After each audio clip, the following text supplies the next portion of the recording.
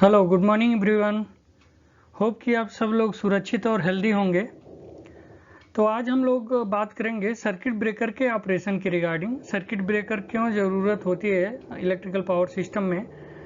तो चलिए देखते। इसमें सीवी के रिगार्डिंग हमने 3 कंटेंट्स लिए हैं, जिसमें फर्स्ट है कि हमें सर्किट ब्रेकर की क्यों ज़रूरत होती है। सेकेंड है कि टीएनडी सिस्टम में कितने टाइप के कौन कौन से सर्किट ब्रेकर लगते हैं, और उसके लास्टली हम डिस्कस करेंगे कि इसका क्लोजिंग और ट्रिपिंग सर्किट क्या होता है और कैसे ये काम करता है।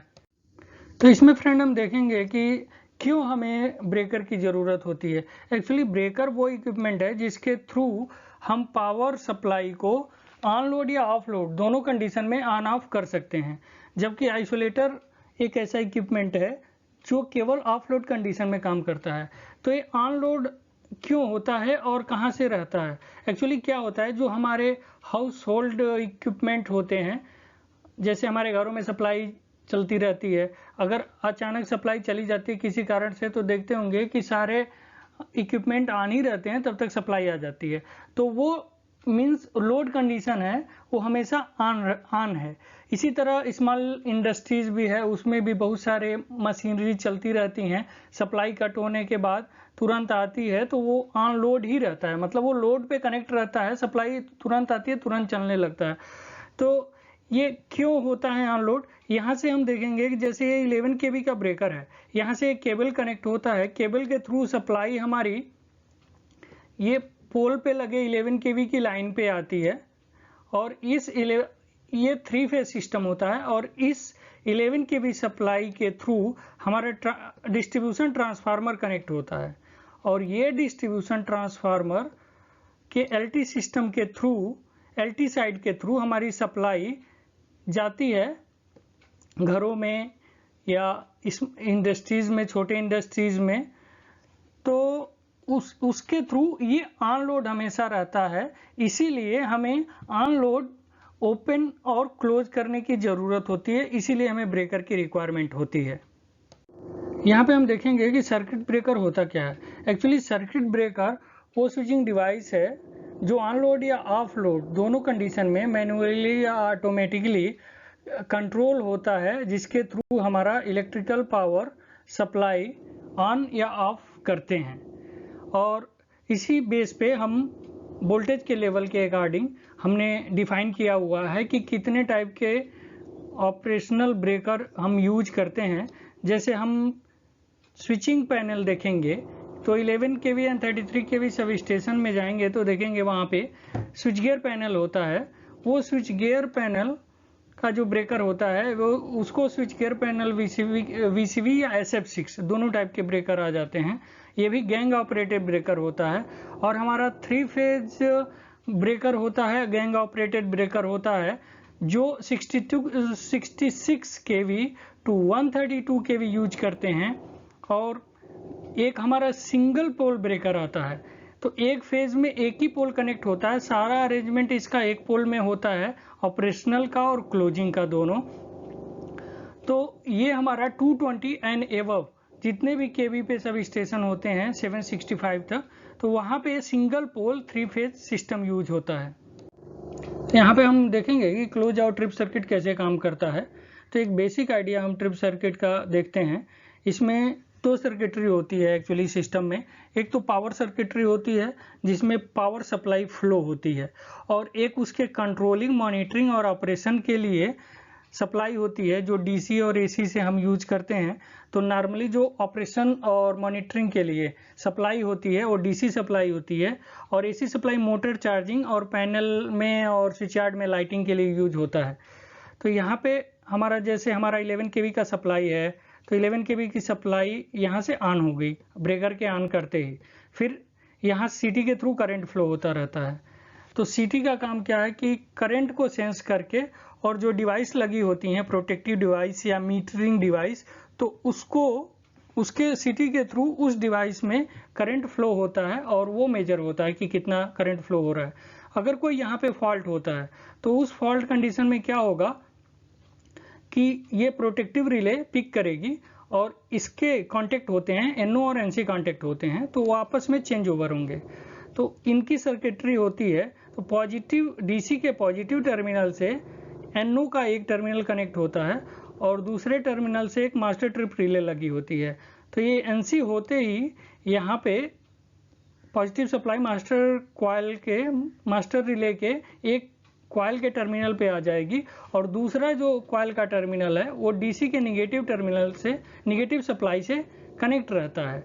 तो सप्लाई यहाँ पहुँचते ही ये मास्टर रिले का ट्रिप कॉइल जो होता है, मास्टर रिले का कॉइल, ये पिक हो जाएगा और ये फिर NO और NC कॉन्टेक्ट चेंज हो जाएंगे।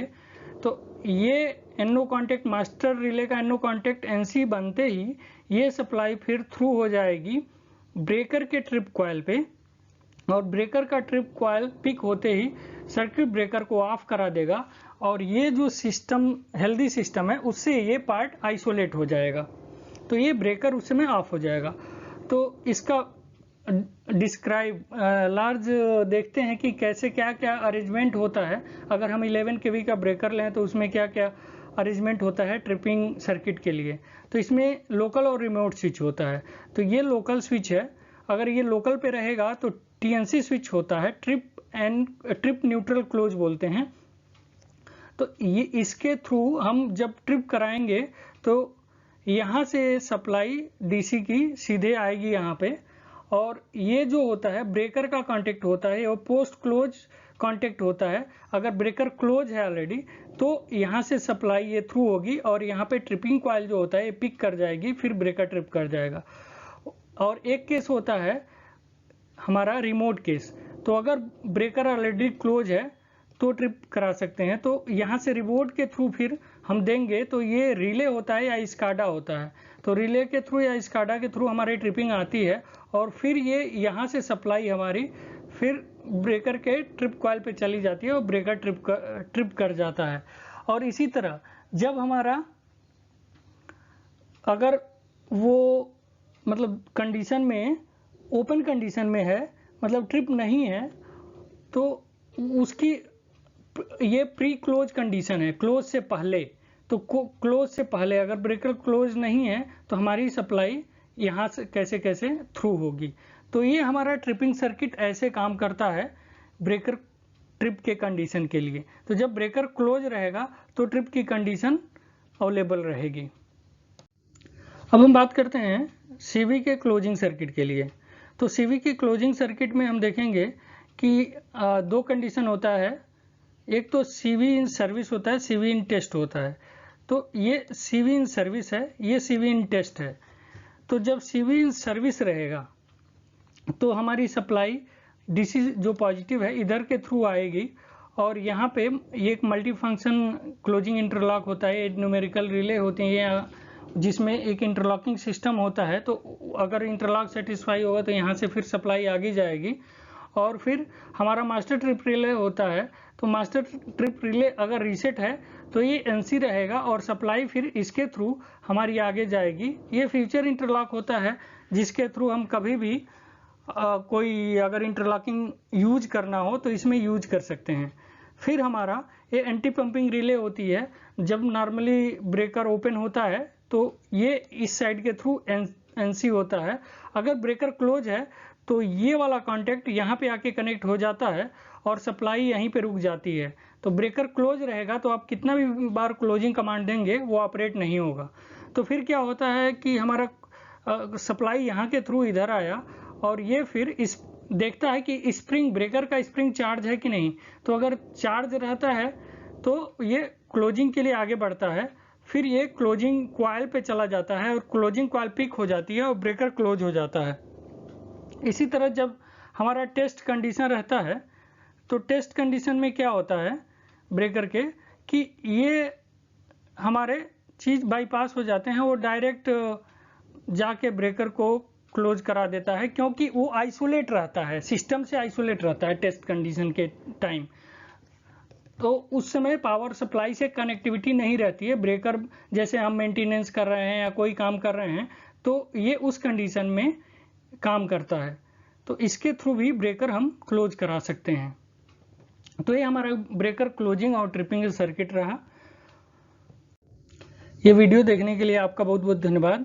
होप कि आपको वीडियो पसंद आया होगा। कृपया मेरे चैनल को लाइक, सब्सक्राइब और शेयर करें। आपका फीडबैक हमारे लिए यूजफुल है। हम जल्द ही मिलेंगे। आप खुश रहें, सेफ रहें, कूल रहें और प्रोग्रेसिव रहें। Thanks to everyone.